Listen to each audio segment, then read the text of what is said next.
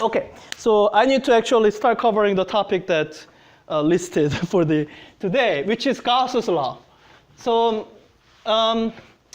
unless you have taken college level physics before, this will now be a new topic for almost everyone. I just can imagine this being covered in high school physics. For one good reason, let me write it down and you will see why. So this is what Gauss's law says. So Gauss's law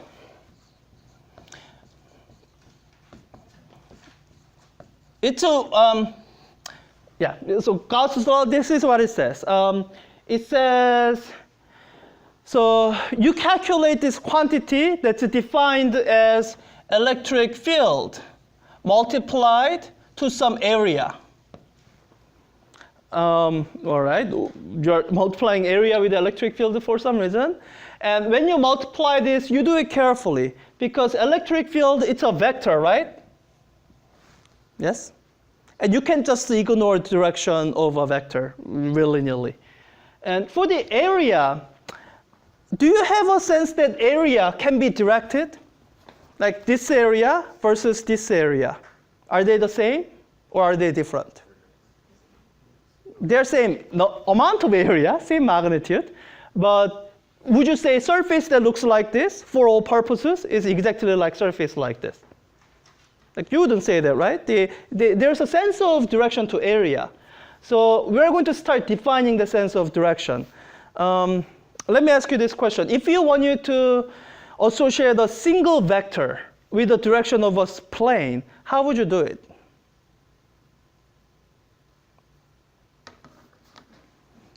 Let me tell you what it cannot be. It cannot be any of the vectors within the plane because there's just so many.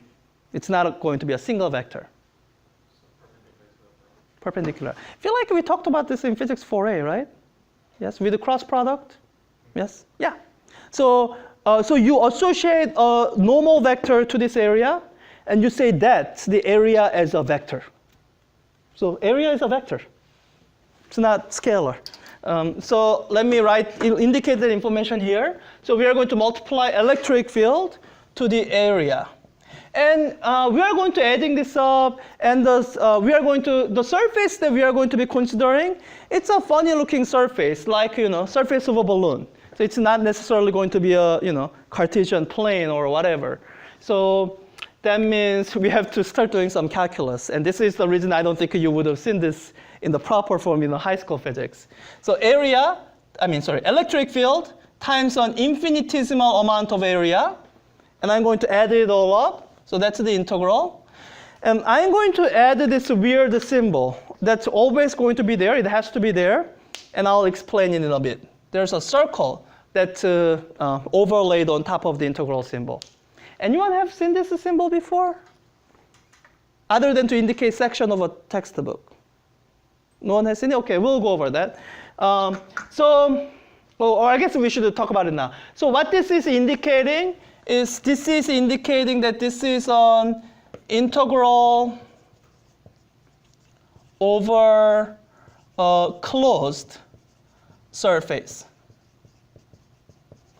Does everyone here know the distinction between closed and open surface? So this balloon is an example of closed surface. It's clear how it's closed, right? Now, if I open up this mouth, then it'll become an open surface. There's a mathematical way to represent in what sense is this surface more open. We talk about it with the boundaries. So this balloon here, it's bounded by this circle here, right? And the fact that it has this boundary makes it not a closed surface. So if it has, when this boundary is gone, that's when it's a closed surface. So, but I think most people have a good sense of what is closed surface and what's not. So a closed surface would also enclose a volume. There will be like a volume of a sphere or some volume that would be enclosing. So you can already see Gauss's law. There's a reason many of you, how many here have heard of Gauss's law before this class? Well, some of you, okay. But there's a reason most people don't hear about this, because even to state the law requires you to know calculus. requires to know some mathematics. That's why you wouldn't have heard it, most of you wouldn't have heard it outside of college or university physics class. So this strange quantity, when you're done computing all this, Gauss's law says this. It says this quantity is equal to amount of charge enclosed divided by some constant, epsilon naught. The electric constant that I've been using when I was plugging in numbers in class before. So this is the statement of Gauss's law. It takes a while for this to full implications and applications of this law to sink in. And that's really what your lab section after this evening is about. I'm just setting aside 2 to 3 hours of time so that you can do nothing but going over questions that relate to conceptual issues in applying Gauss's law, starting back from electric fields, field lines, and electric flux. So you're going to have 2 to 3 hours in the lab today to do all of that. I don't expect me lecturing 20 minutes right now will really help you a lot in understanding this. So for right now, let me use this time to define some terms and do one quick example so that you feel like you have some starting point when you come back for a lab. Good? Okay, so let me define a new term. So there's this term that you are going to start seeing a lot. It's a term called flux, something called a flux. Right now we are talking about electric flux. Later on, we are going to talk about magnetic flux when we talk about magnetic fields and whatnot. And with the flux, we usually use the symbol phi. So if you're talking about electric flux, it'll be phi sub E.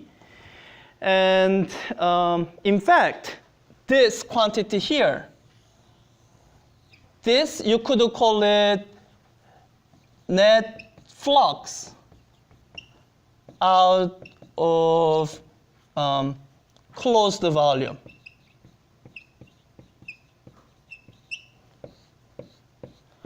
So the way flux is defined is it's defined this way. Flux is defined as electric field as a vector times area as a vector.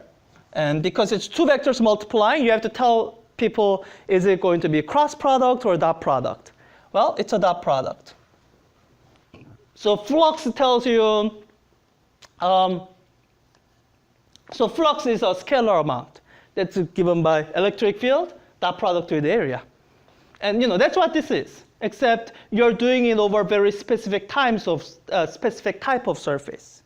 If you're just talking about flux in general, you can talk about flux through any kind of thing. So, for example, I guess I can use this example here. Let's say I have set electric field set up like this. And so if I have an area here that's set up inside this place where there's a lot of there's electric fields, then to calculate the amount of flux, you would just plug numbers into this formula. See what the strength of electric field is over this surface, multiply by the amount of the surface, and if you are being careful with this dot product here, it's the magnitude of electric field times the area of the electric field, and what else?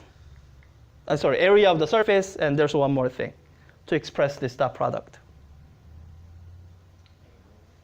Cosine of angle. What angle? How are we defining that angle?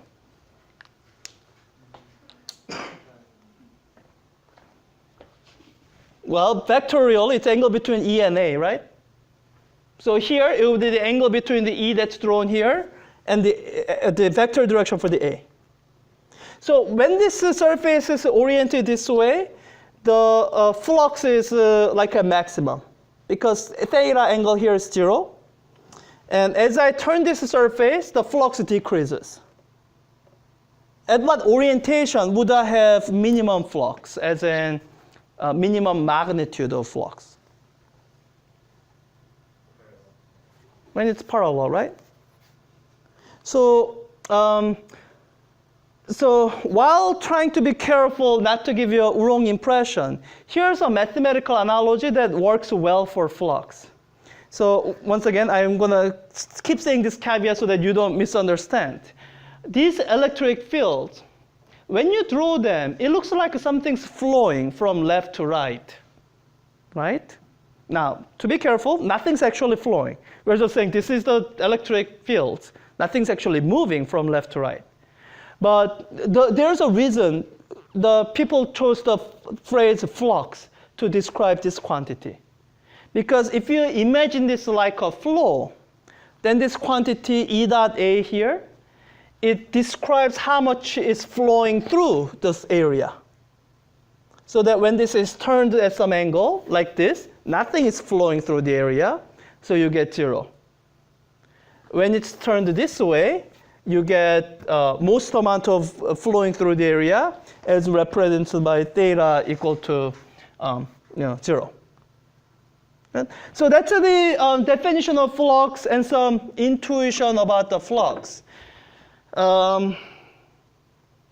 Which means, let me do this, so let me illustrate Gauss's law to the simplest possible situation.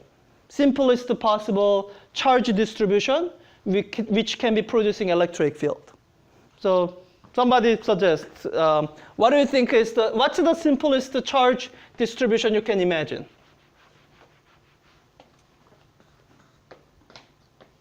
Like, I mean, the simplest would be, having no charge at all. That's what's called a trivial solution. So something that's non-trivial, something where there is actually charge. Which of these scenarios that you have seen seems to be simplest?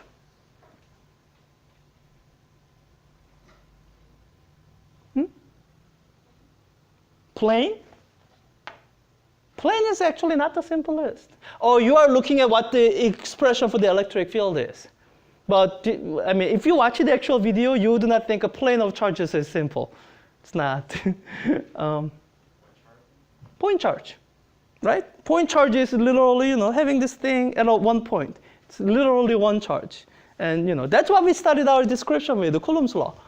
So let me just do this example for point charge, and I think I may have more time to do some of rederivation of some of these examples. So let's just say I have a point charge. And to get a sense of this charge distribution, one of the first thing I'm going to do is I'm going to draw electric field lines around this charge, because that'll help me think about, all right, what does my picture look like? So let me draw my electric field lines here. So pointing away from the charge, I guess I'll draw 8. 4 looks a little bit weird.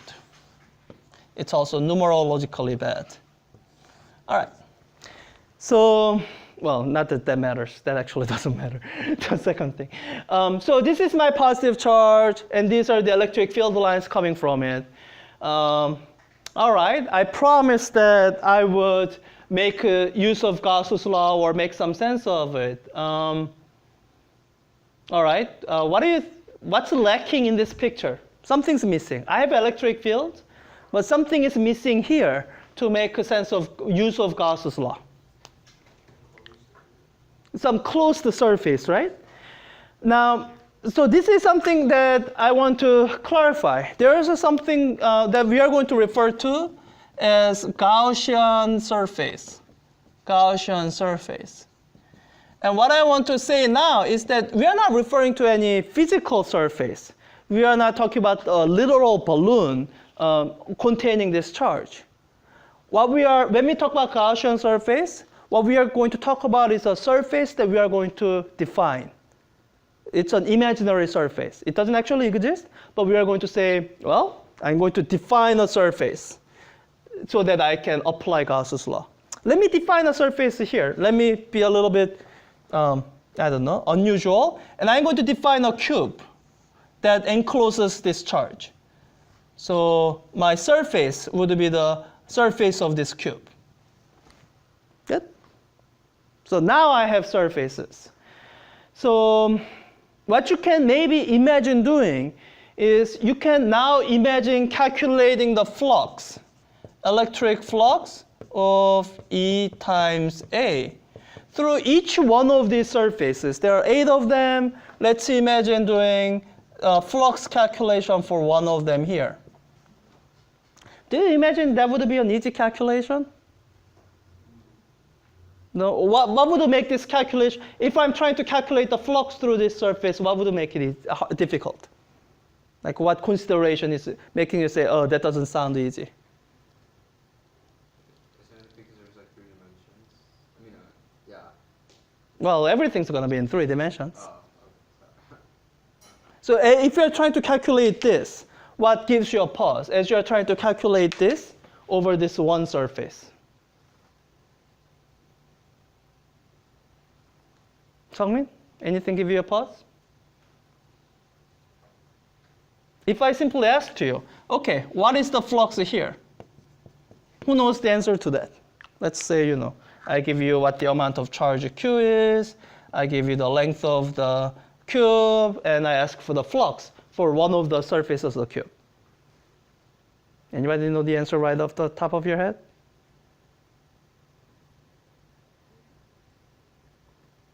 Okay, let me ask this. So when you look at expression like this, the first thing you should ask is, okay, is there a value you can plug in? Is there a value you can plug in for area? Yes? L squared, right? Area of a cube. Okay, not that hard. Is there a value you can plug in for electric field?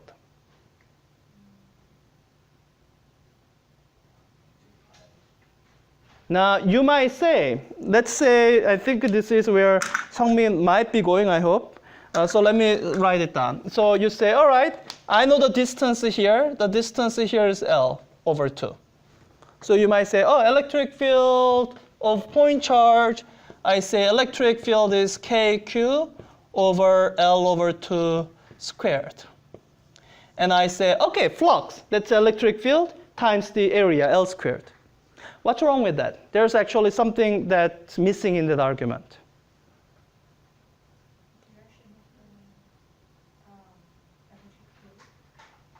Direction of the electric field?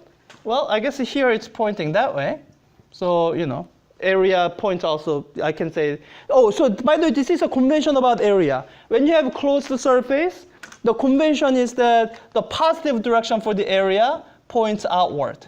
That's the convention that we use for a closed surface. So, okay, direction of electric field seems fine. There's one thing wrong with it.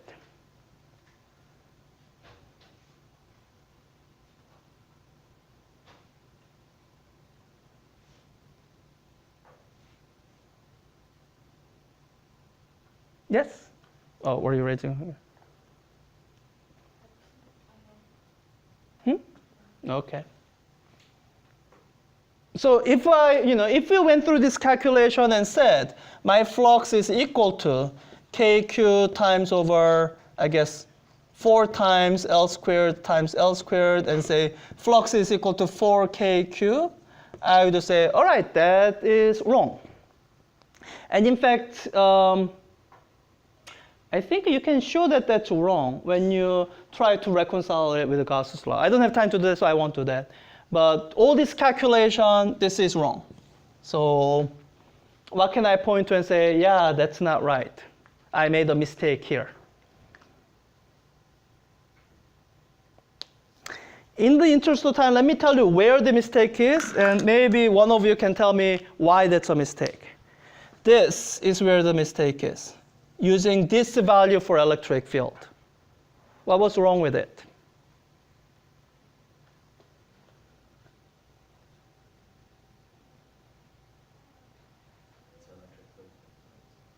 Electric field at this point, that's what I did.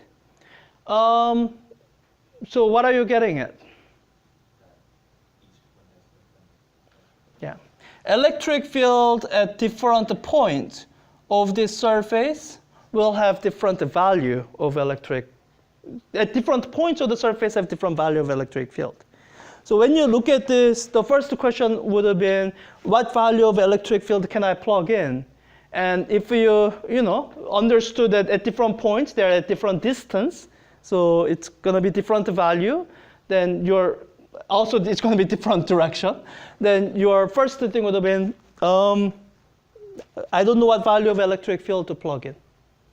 So if you were to do this calculation just using the definition of flux, it's going to be a long calculation. I'm not going to do it. There's a homework problem that's similar to this where you shouldn't really do it that way. The way you should do it is you should use Gauss's law. So here's something that Gauss's law actually does tell you. So Gauss's law won't tell you the electric flux through a single surface. But it'll tell you electric flux, the net electric flux over all 8 surfaces. Because if you're adding them all up, then now you have met the condition for the left-hand side of Gauss's law. That you have E dot dA added up over the entire closed surface. So what is the charge enclosed in this picture?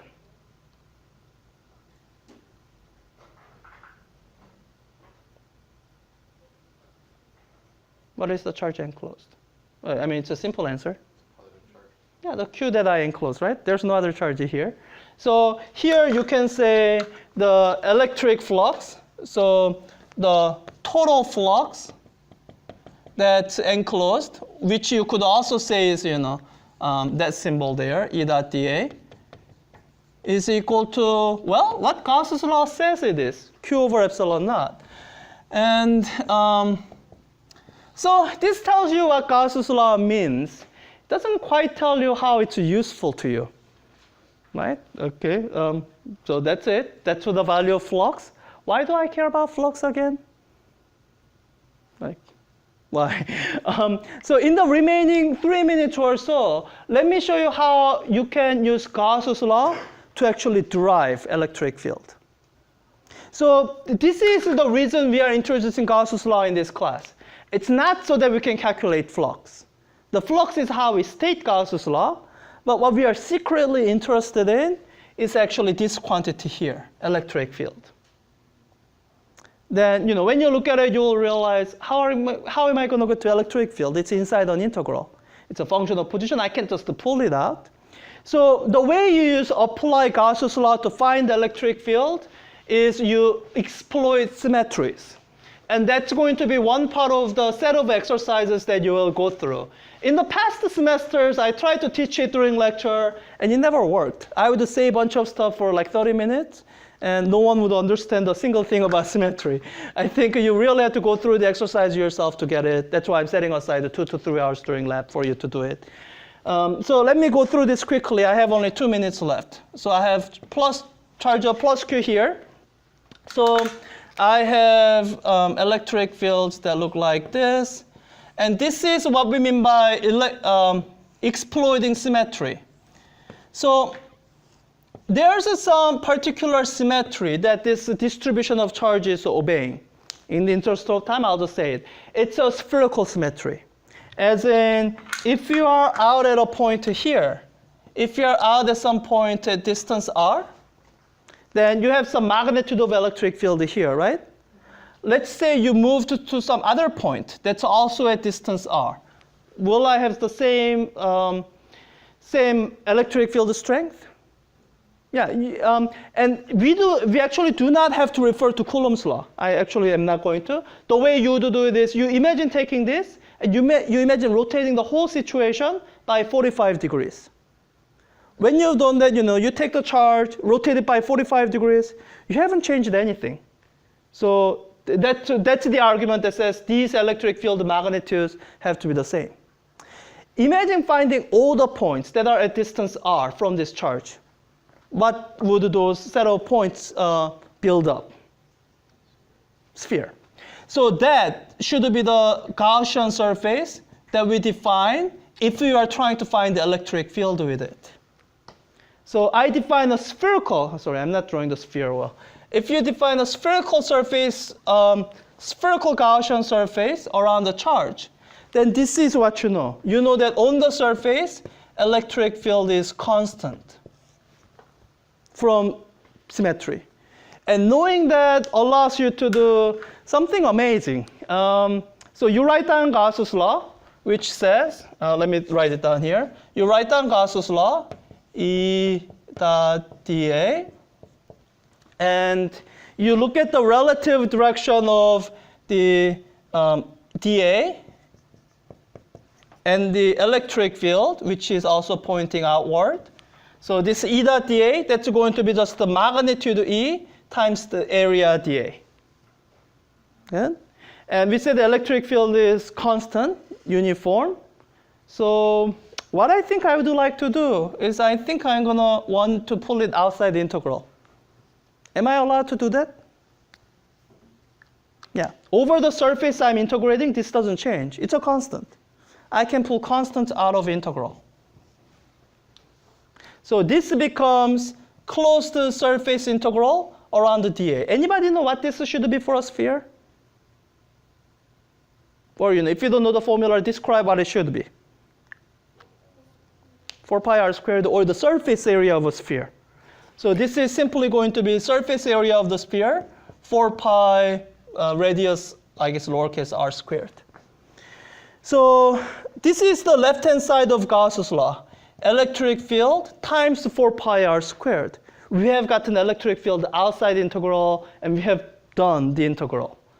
The right-hand side of the Gauss's law, Q enclosed over epsilon naught, that becomes plus Q over epsilon naught. Let me solve this for electric field. When I do that, this is what I get. Solving this for electric field, I end up with E is equal to Q over 4 pi epsilon naught times r squared. Does this look like anything you have seen before? Sure, I'm out of time, but I can wrap this up in 1 minute. E is equal to Q over 4 pi epsilon naught. I guess this is the important part, r squared. Does that remind you of anything you have seen before?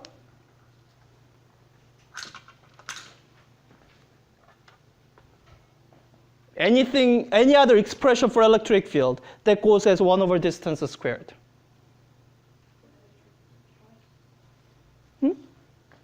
Well, yeah, the Coulomb's law.